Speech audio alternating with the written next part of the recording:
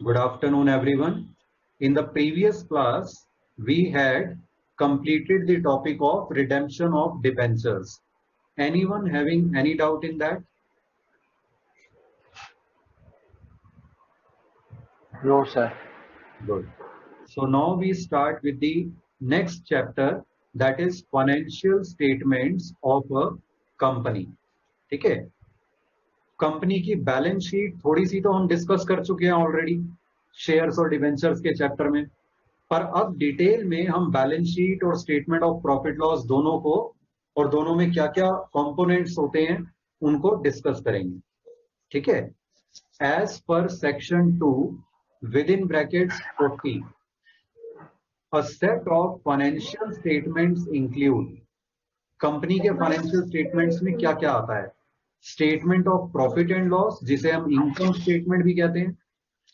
This is prepared as per section 129 in the form prescribed in schedule 3. Then second is balance sheet, also called position statement. Again, as per section 129 in form prescribed in schedule 3.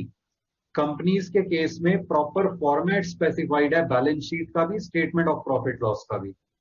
ठीक है? दोनों vertical form में बनती हैं और जो heading सब heading mention है एग्जैक्टली वही लिखनी होती है और उसी ऑर्डर में लिखनी होती है, तो वो आपको याद करनी पड़ेगी.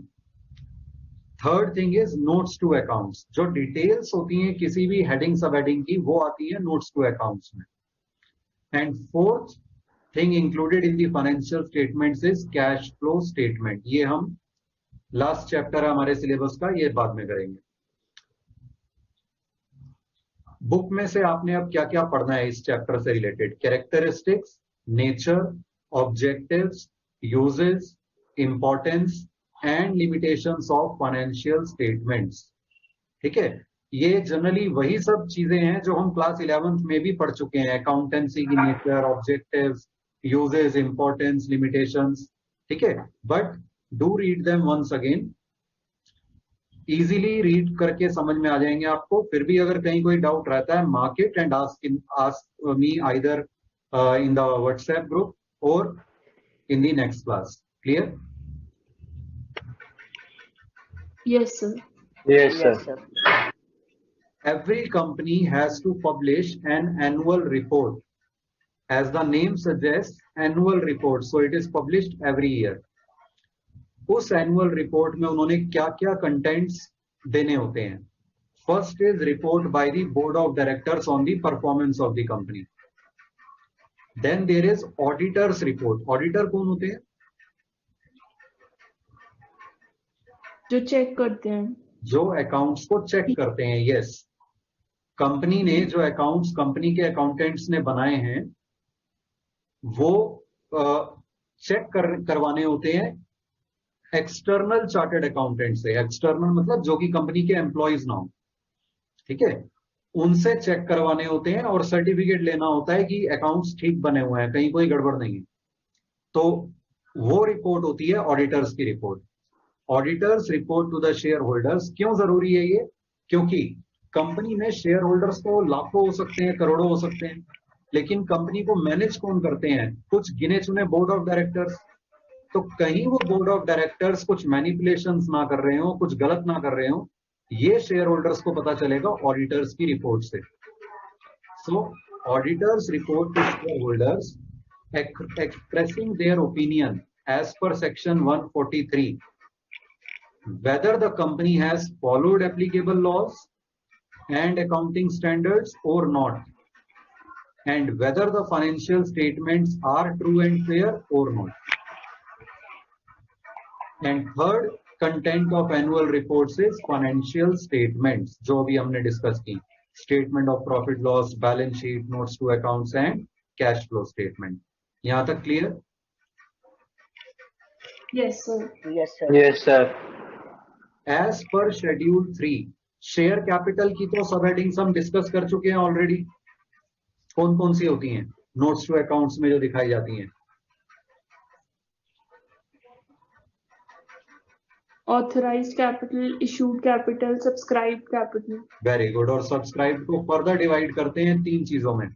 Subscribed and fully paid up, subscribe but not fully paid up, और तीसरा एक होता है फॉरफिटेड शेयर्स, अगर कोई फॉरफिटेड शेयर्स में अमाउंट रखा हुआ है तो। ठीक है। सेकंड जो मेजर हेडिंग आती है बैलेंस शीट में वो कौन सी होती है शेयर कैपिटल के बाद? Reserves and surplus. Reserves and surplus. तो रिजर्व्स एंड सरप्लस की सब हेडिंग्स अब हम डिस्कस करेंगे। First is capital reserve. ठीक है, ऑर्डर यही होना चाहिए, नोट्स टू अकाउंट्स में भी लिख रहे हैं तो ऑर्डर यही होना चाहिए। Then is capital redemption reserve. As per section 69(1), a sum equal to nominal value of own shares purchased shall be transferred to this reserve. Company ने अगर अपने कोई शेयर्स बाय बैक किए हैं तो उनकी नॉमिनल वैल्यू के इक्वल अमाउंट इस रिजर्व में ट्रांसफर होना चाहिए। As per section 55, when preference shares are redeemed out of profits, out of profit मतलब जब हमने उसके लिए रिजर्व बनाया हुआ था, redemption reserve, a sum equal to nominal value of shares redeemed shall be transferred to this reserve. ठीक है। फिर इसके बाद नंबर आता है securities premium reserve. Then comes debentures redemption reserve, then revaluation reserve, then share options outstanding account. ये अगर आपको ध्यान हो, हमने शेयर के चैप्टर में एक ईएसओपी पढ़ा था। ठीक है, मार्केट वैल्यू से कम प्राइस पे शेयर इशू किए जा सकते हैं एम्प्लॉइज को या एम्प्लॉय डायरेक्टर्स को under ESOP, employee stock option plan. So the difference between the market value and issue price of shares under ESOP is credited to share option outstanding account. Clear? Yes, sir. Yes, sir. Yes, Nikhil. वो unmute हो गए, mute हो Okay. गए। Then comes the other reserves. Nature and purpose to be specified. For example workman compensation reserve हो सकता है, investment fluctuation reserve हो सकता है, ये सब अदर रिजर्व्स के अंडर आ जाएंगे। ठीक है। लास्ट में आता है सरप्लस। ये हमने कहां पर डिस्कस किया था, कहां यूज होता है? डिवेंचर। अभी तक जो हमने डिस्कस किया है इसका यूज कहां पे डिस्कस किया है? डिबेंचर्स के रिडेम्पशन रिजर्व में, रिडेम्पशन रिजर्व बनाने के लिए। वेरी गुड, उस एंट्री में आता है ये। यस सान्या। वो आंसर ही दे रही थी इसलिए क्या था। ओके, ठीक है। तो ये आता है last heading reserves and surplus के अंदर, surplus that is balance statement of profit and loss. होता क्या है ये? This is accumulated balance of profit और loss over past several years. In case of loss, partnership में तो क्या होता था, अगर एक्यूमुलेटेड प्रॉफिट नेगेटिव है यानी लॉस है तो वो एसेट साइड पे आ जाता था प्रॉफिट एंड लॉस अकाउंट। यहां पर ऐसा नहीं होगा, यहां पर रहेगा वो इक्विटी एंड लायबिलिटीज में ही, रिजर्व्स एंड सरप्लस के अंडर ही, लेकिन उसका अमाउंट ब्रैकेट्स में दिखा देंगे। ब्रैकेट से पता चलेगा it is a negative amount. ठीक है। So in case of loss amount is shown in brackets as a negative items under this subheading only. Clear? yes, sir. Yes, sir. Statement of profit and loss shows all incomes, gains, expenses, losses and resulting profit and loss, which is added to the existing or opening balance of surplus. That is balance in statement of profit and loss in notes to accounts. जब हम statement of profit loss बनाते हैं उसमें सारे income, gain, expense, loss दिखा के जो net profit निकलता है उसमें से वो नेट प्रॉफिट जाके बैलेंस शीट के नोट्स टू अकाउंट्स में, रिजर्व एंड सरप्लस के नोट में, सरप्लस के सब नोट में ऐड हो जाता है। सपोज सरप्लस में पहले से 100 रुपीज का बैलेंस था, इस साल नेट प्रॉफिट हुआ 20 रुपीज, तो वो नोट्स टू अकाउंट्स में रिजर्व एंड सरप्लस की मेन हेडिंग में surplus that is balance in statement of profit and loss की सब हेडिंग में कैसे दिखाया जाएगा? Opening balance 100, net profit plus 20, closing balance 120. ठीक है? Yes, sir. और अगर Yes, sir. उसमें से कोई अप्रोप्रिएशन होनी है, कुछ अमाउंट रिजर्व में ट्रांसफर होना है या और कोई अप्रोप्रिएशन होनी है, लेट अस से 10 रुपीज रिजर्व में जाने हैं उसमें से, तो कैसे शो होगा नोट्स टू अकाउंट्स में? Surplus that is balance in statement of profit and loss.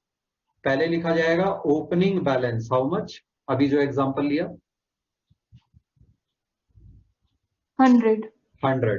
फिर नेक्स्ट लाइन में लिखा जाएगा net profit plus how much, 20. फिर नेक्स्ट लाइन में लिखा जाएगा ट्रांसफर टू रिजर्व -10. तो क्लोजिंग बैलेंस 110. Very good. समझ में आ गया ये profit statement of profit loss और सरप्लस का difference Yes, sir. Yes, sir. और उनका रिलेशन Yes, sir. आपस में? Yes, sir. ठीक है. Dividend. Dividend, what is dividend? The return paid to the shareholders. Yes, the amount of profit or the proportion of profit that is distributed among the shareholders. Company का जो profit होता है, अभी हमने discuss किया, net profit चला जाता है सरप्लस में ऐड हो जाता है, फिर उसमें से अप्रोप्रिएशंस हो जाती हैं, कुछ रिजर्व में कुछ ट्रांसफर हो गया, ठीक है, और कोई अप्रोप्रिएशन होनी है वो हो गई. फिर जो प्रॉफिट बचता है उसमें से कुछ प्रॉफिट शेयर होल्डर्स में डिस्ट्रीब्यूट हो जाता है विच इज कॉल्ड डिविडेंड, और बाकी का प्रॉफिट कंपनी अपने पास रिटेन करके रखती है, जिसे हम अनडिस्ट्रीब्यूटेड प्रॉफिट या रिटेन्ड प्रॉफिट कहते हैं. ये आपने बिजनेस स्टडीज में भी पढ़ लिया होगा, dividend decision. Yes, sir. Yes. ठीक है. Yes, sir. कितना पोर्शन शेयर होल्डर्स को दिया जाता है, that is dividend. This is also one of the appropriations. ठीक है. Yes, sir. Yes, sir. So on 30, अब डिविडेंड का प्रोसीजर क्या होता है कंपनी में? On 31st March proposed dividend is shown in contingent liabilities in notes to accounts. मार्च के month में generally company dividend board of directors announce करते हैं कि हम इतना डिविडेंड प्रपोज कर रहे हैं पर शेयर. लेटर से 100 रुपीज का शेयर है, बोर्ड ऑफ डायरेक्टर्स कहते हैं पर शेयर हम 10 रुपीज का डिविडेंड प्रपोज कर रहे हैं इस साल. ठीक है. तो जब उन्होंने प्रपोज किया है, अभी ये कंपनी की लायबिलिटी नहीं है, क्योंकि share holders need to approve this proposal. जब तक शेयर होल्डर्स उसे अप्रूव नहीं कर देते तब तक ये अमाउंट पे नहीं होना. So this is not an actual liability yet. यहां तक clear? Yes, sir. Yes, sir. तो 31st मार्च को जब बैलेंस शीट बनती है तो नोट्स में, नोट्स टू अकाउंट्स में एक सब हेडिंग होती है कंटिंजेंट लायबिलिटीज. कंटिंजेंट लायबिलिटी में दिखाया जाता है प्रोपोज डिविडेंड कि 10 रुपीज पर शेयर, और लेट अस से 1 लाख शेयर्स हैं तो 10 लाख रुपीज वहां पे दिखाया जाएगा propose dividend. It is a contingent liability, मतलब अगर शेयर होल्डर्स ने अप्रूव कर दिया तो कंपनी ने ये अमाउंट पे करना है, अदरवाइज नहीं करना.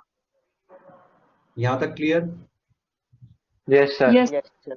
लिखो, ये लिखते जाओ, डिविडेंड हेडिंग डाल के, और ये लिखो first point, on 31st March proposed dividend is shown in contingent liabilities in notes to accounts. ये बहुत इंपॉर्टेंट है क्योंकि ये हमारे आगे आने वाले बाकी सारे चैप्टर्स में इसका इफेक्ट आएगा, इसकी एप्लीकेशन आएगी. रेशियोज में भी, कैश फ्लो स्टेटमेंट में भी.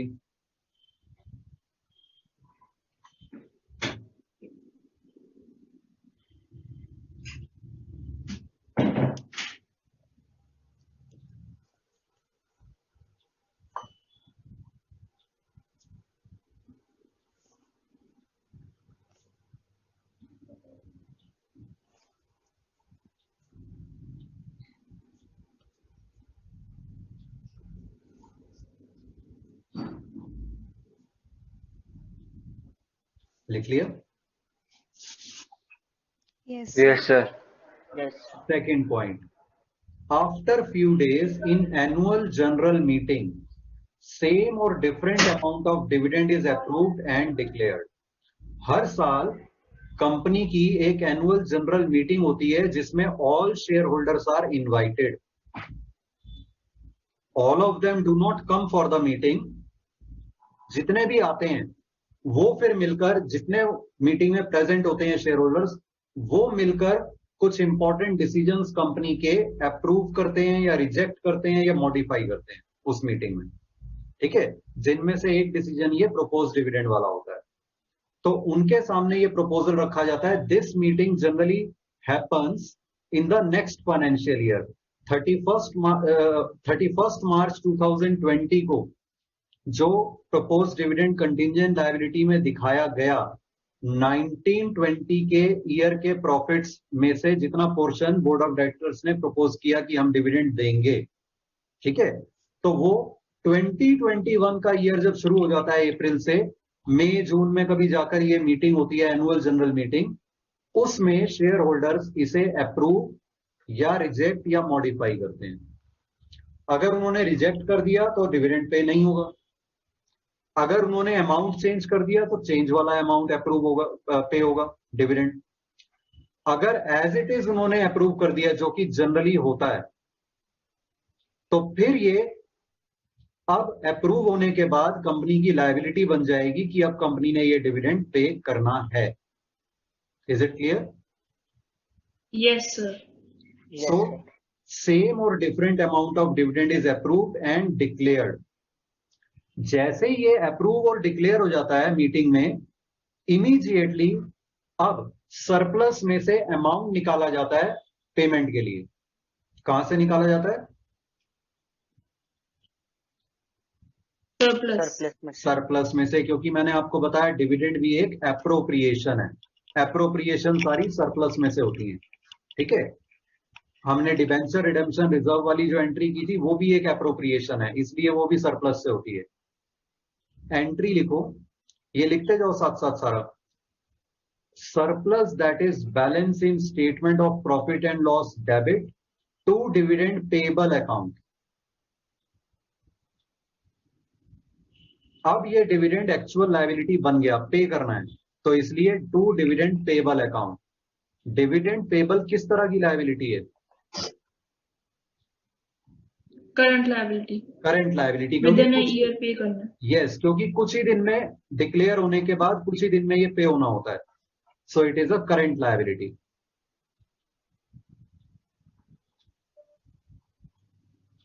लिख लो यहां पर.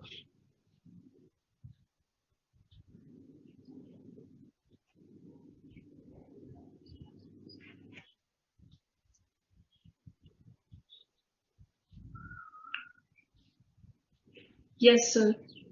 Yes, sir. Then third point, in a few days thereafter dividend is paid. कुछ दिन बाद फिर इसकी पेमेंट हो जाती है. जब पेमेंट हो जाएगी तो लायबिलिटी हमारी क्लोज हो जाएगी. तो डिविडेंड पेएबल अकाउंट डेबिट, और बैंक से पैसा चला जाएगा to bank account.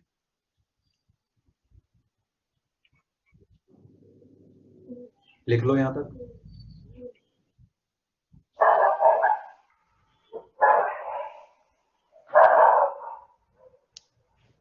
Yes, sir. Yes, sir. ठीक है, जो डिविडेंड डिक्लेयर हुआ उसे अब एज एन एप्रोप्रिएशन कौन सी बैलेंस शीट में दिखाया जाएगा? 31 मार्च 2021 में. डिविडेंड बेशक वो उससे पिछले साल का था, लेकिन डिक्लेयर क्योंकि नेक्स्ट फाइनेंशियल ईयर में हुआ है, तो एज एन एप्रोप्रिएशन ये रिफ्लेक्ट होगा 31 मार्च 2021 की बैलेंस शीट में. ठीक है, Yes, sir. Yes, sir. so Yes, sir. declared is shown as appropriation in balance sheet on 31st March next year. ये भी लिख लो. Yes, sir. Yes, इसका मतलब अगर किसी बैलेंस शीट में आप देख रहे हो एप्रोप्रिएशन डिविडेंड की, तो वो प्रीवियस ईयर का डिविडेंड उस साल डिक्लेयर और पे हुआ है, ठीक है। Now we come to Yes, sir. The difference between current and non current liabilities. Current liabilities कौन सी होती हैं? As per the companies act लिखो। First point, expected to be settled in company's normal operating cycle.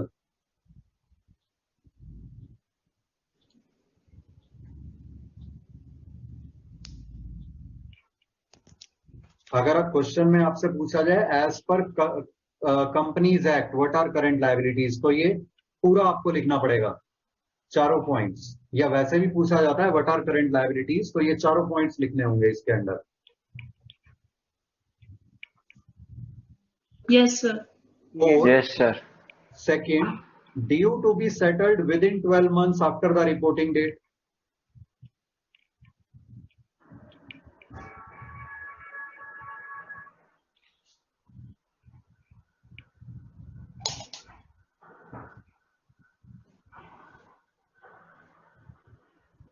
Yes, sir. Yes, Or sir. Yes, third sir. point, held primarily for the purpose of being traded.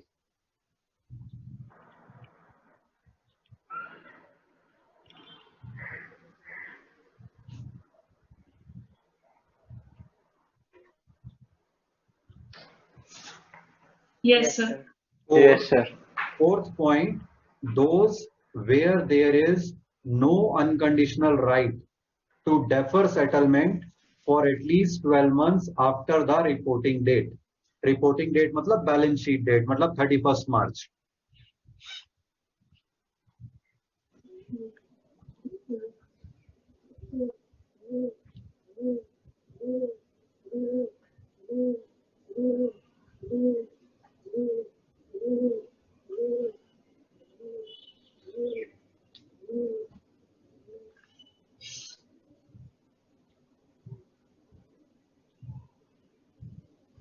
Yes, sir.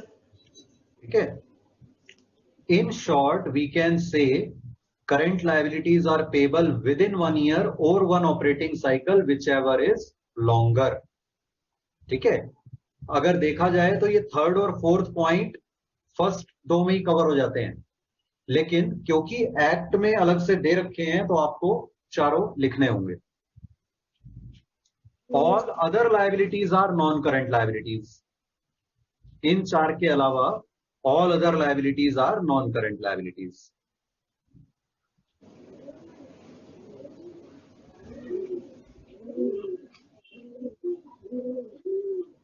Yes, sir. Clear? Yes, sir. Now let's understand this with the help of an example. Trade payables current liability होती है। Yes, sir. अब ये current होगी या non current होगी ये discuss करते हैं। हिया फर्स्ट वाला पढ़ो, एक्सपेक्टेड पेमेंट है 10 मंथ्स में, मतलब ट्रेड पेबल की पेमेंट हमने करनी है 10 महीने में, और ऑपरेटिंग साइकिल कंपनी का है 9 मंथ्स, तो ये करंट लायबिलिटी होगी या नॉन करंट लायबिलिटी होगी और क्यों? Current liability, क्योंकि with in a year 10 months में ही पे हो जाएगी। क्योंकि विद इन अ ईयर पे हो जाएगी। यस, बेशक ऑपरेटिंग साइकिल 9 मंथ्स का है उसके बाद पे होगी, लेकिन 12 मंथ से तो के अंदर अंदर तो पे हो जाएगी ना। हमारा क्राइटेरिया क्या है? 12 मंथ्स और operating cycle which ever is longer, तो यहां पर लॉन्गर है 1 ईयर, तो इसलिए करंट लायबिलिटी। ठीक है, सक्षम नेक्स्ट पढ़ो। सक्षम शायद कनेक्टेड नहीं है ऑडियो से। ओके, निखिल आप पढ़ो। 14 expected payment period, 11 operating cycle months. So non-current liability. 14 months में पेमेंट होनी है, ऑपरेटिंग साइकिल 11 मंथ्स है, तो करंट होगी या non current? Non-current. Non current. Reason? Sir क्योंकि वो मोर देन 1 ईयर। क्योंकि पेमेंट जो होनी है वो 1 ईयर से भी ज्यादा टाइम है और ऑपरेटिंग साइकिल 11 मंथ से भी ज्यादा टाइम, इसलिए नॉन करंट। ठीक है, सान्या थर्ड पढ़ो। 12 expected payment period, operating cycle 12 months. Sir, current liability because operating cycle में भी हो रही है ड्यू और 1 ईयर में भी। Very good. Here next. 14 expected payment period and 15 operating cycle. तो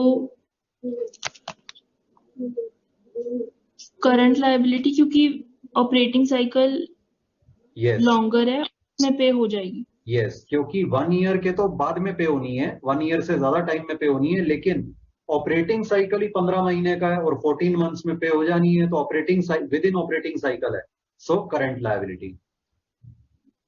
Nikhil next. 14 expected payment period, 14 operating cycle. So current liability होगा क्योंकि within the operating cycle पे कर देंगे. विद इन ऑपरेटिंग साइकिल है, ऑल्दो लॉन्गर देन 1 ईयर है, but within operating cycle है, इसलिए current liability. Sanya last one. Expected payment period 15 months, operating cycle 14 months, non-current liability because expected payment period is more than 12 months and operating cycle. Very good, because payment period is more than 1 year also and more than operating cycle also. अब clear हो गया ये concept current non current का? Yes. Non current liabilities की सब headings. First is long term borrowings. Long term borrowings में क्या क्या आ सकता है? सब हेडिंग्स जो है उसकी, debentures, then bonds, then term loans from banks and others, public deposits, other loans and advances. फिर आता है डेफर्ड टैक्स लायबिलिटीज, ये हम डिस्कस कर चुके हैं ऑलरेडी. ठीक है, the difference between tax on accounting income and taxable income when accounting income is more than taxable income. Then comes other long term liabilities like trade payables which are to be settled beyond 1 year and beyond operating cycle, तो वो other long term liabilities में आ जाएंगे. Premium on redemption of debentures, premium on redemption of preference shares which is payable in long term, ये भी other long term liabilities में आ जाएंगे. ठीक है. देन लॉन्ग टर्म प्रोविजंस, अगर कोई प्रोविजन हमने कर रखी है लॉन्ग पीरियड के लिए, for example retirement benefits of employees, कि जब कोई एम्प्लॉय रिटायर होगा 60 इयर्स की एज पे, तब उसे जो बेनिफिट्स देने होते हैं, ग्रेचुइटी या जो भी पेमेंट्स करनी है, उसके लिए कंपनी ने कुछ प्रोविजंस बना रखी हैं, तो ये आ जाएंगी लॉन्ग टर्म प्रोविजंस के एग्जांपल में. ठीक है. Yes sir. Yes sir. Current liabilities की सब headings. First is short term borrowings, इसकी सब headings loans repayable on demand, bank overdraft और कैश क्रेडिट फ्रॉम बैंक्स. या पढ़ो आगे ये थर्ड पॉइंट से. Loans from other parties repayable within 12 months from date of loan. Fourth, deposits. Fifth, other loans and advances, nature to be specified. ठीक है. Then comes trade payables. Trade payables क्या होते हैं? क्रेडिटर्स प्लस बिल्स पेबल, दोनों को मिलाकर कहते हैं ट्रेड पेबल्स. ठीक है. Then come other current liabilities. Nikhil पढ़ो ये points. Current maturities of long-term debts, interest accrued but not due on borrowings, interest accrued and due on borrowings, income received in advance, unpaid dividends, excess application money to be refunded and interest accrued thereon, unpaid matured deposits and interest accrued thereon, unpaid matured debentures and interest accrued thereon, calls in advance. Any doubt in any of these points? No sir. Current मैच्योरिटीज of long term debt का कोई example दो. पढ़ चुके हैं हम ये कि sir वैसे तो लॉन्ग टर्म में डेट पे करना था, बट अब विद इन अ ईयर पे करने का टाइम आ गया है, तो फिर वो करंट मैच्योरिटीज में. Excellent, very good. और 10th है इसमें other payables, nature to be specified, outstanding expenses, output GST, कोई भी अगर और पेबल्स हैं तो वो इसमें आ जाएंगे. Then comes short term provisions like provision for employee benefits, provision for expenses, provision for tax, other provisions. ठीक है. Yes sir. जैसे करंट लायबिलिटीज और नॉन करंट लायबिलिटीज की क्लासिफिकेशन थी, उसी तरह से करंट और नॉन करंट एसेट्स की भी है। ठीक है, अब ये लिखो, करंट एसेट्स आर, सान्या पहले पढ़ लो ये चारों पॉइंट्स और साथ साथ लिखते जाओ।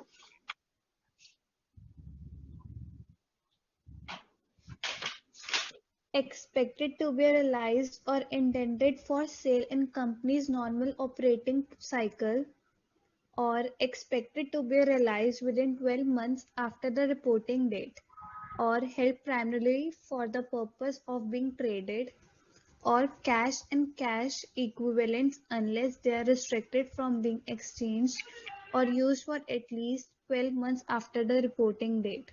यस, इसमें बस फोर्थ पॉइंट थोड़ा सा जो डिफरेंट है ये मैं बता देता हूं, लिखते जाओ आप साथ साथ पॉइंट्स। कैश तो हमें पता ही है, कैश में आ जाता है कैश और बैंक बैलेंस दोनों। कैश इक्विवेलेंट्स में वो शॉर्ट टर्म सिक्योरिटी, अभी आपने बिजनेस स्टडीज में शायद पढ़ा होगा, मनी मार्केट इंस्ट्रूमेंट्स पढ़ा है, Yes, sir. Certificate of deposit, commercial paper, commercial bills वगैरह। ये अगर 3 मंथ्स तक के Yes. पीरियड की मैच्योरिटी है इनकी, तो ये कहलाते हैं कैश इक्विवेलेंट्स। ठीक है, ओके सर। लिख लो ये चारों पॉइंट, फिर आगे डिस्कस करते हैं।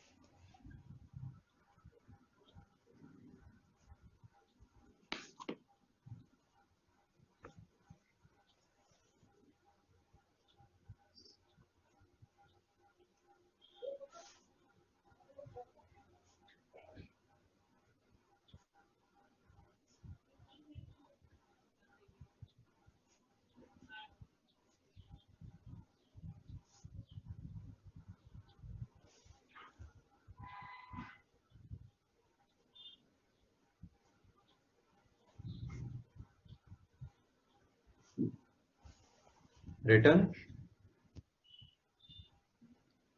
Yes, sir.